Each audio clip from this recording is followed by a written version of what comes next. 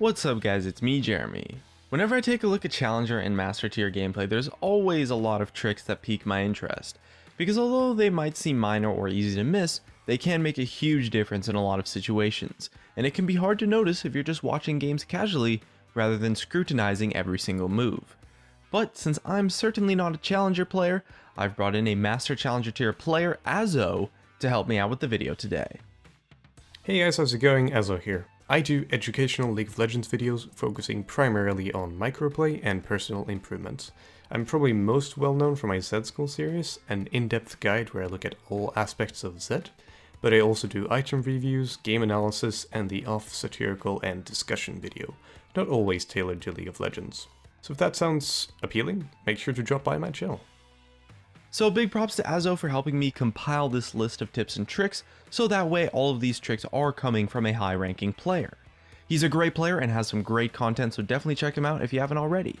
Now these tricks are a little bit random, and although you might know about or have done some of these once or twice before, the key thing to understand is that Challenger and Master players use these tricks to their fullest potential every single game very consistently, and you should too if you're looking for a bit of an edge. And let's kick it off to Azoh to start us off with the list. Our first tip to start things off involves a way that I use to predict my opponents. Both you and your opponent are looking to read what the other player is going to do next, and a frequent way of getting that insight is the consistent pattern that some players and champions follow. For example, LeBlanc will almost always use her W after a Q. Well, if you start expecting that every time, or notice a pattern your particular opponent is playing around, you can start to counter towards where they will be moving.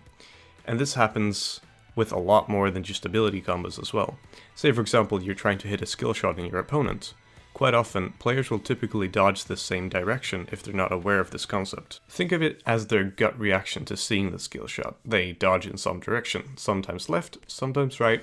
Every player is different, but by observing the tendencies your opponent makes, and taking note of the consistent things they do with their abilities and their movements, you can get a huge read on them, and can easily take advantage of it in further skirmishes, or in the future scenarios of trying to land your skill shots. There's a little bit of a risk to doing this though, in that you start showing the same pattern response to what your opponent is doing. For example, a Gragas body slamming towards a LeBlanc's W after she's used a Q.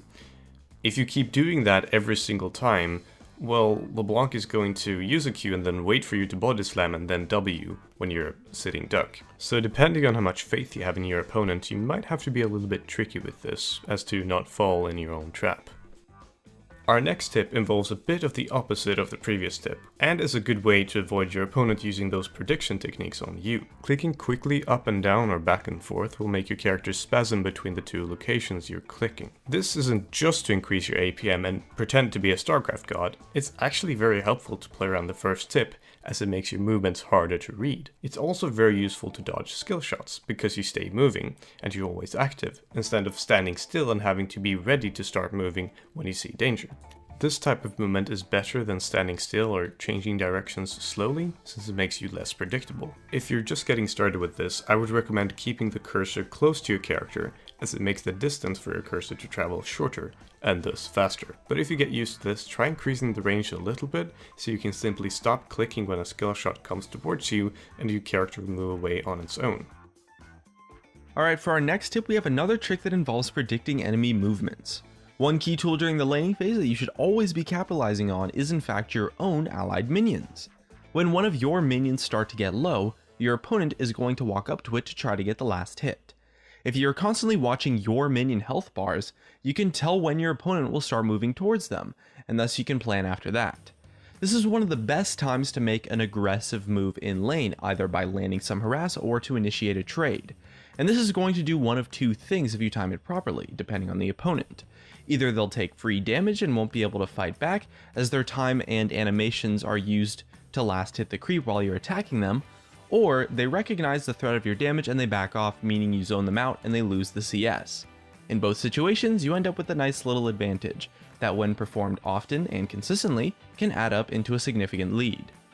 As well with this technique, if you're doing it constantly, you really get to assert your dominance in the lane, and it might make some players start playing defensively even if they don't really have to, because they're scared of you and they have to go through you to get their CS even if they're ranged. Our next trick involves using some of the underappreciated mechanics that wards have on both ends of the spectrum. When a ward dies, there's a slight moment of time after its death where it still gives you vision of the location that it was in.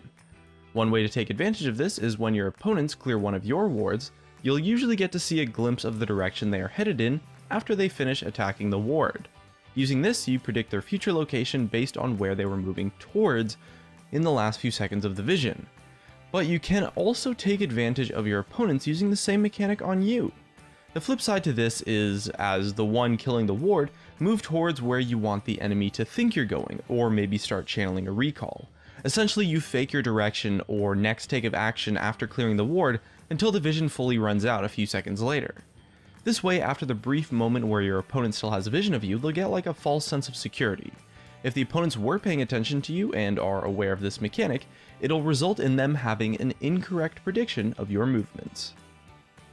The next one is a lot simpler than all the rest, but it can still be useful in a lot of situations, especially if you're thinking something might be up. It sounds minor, but if you have nothing to do, and you find yourself just waiting for minions or waiting to gank or dive in a brush or similar, just start channeling your recall.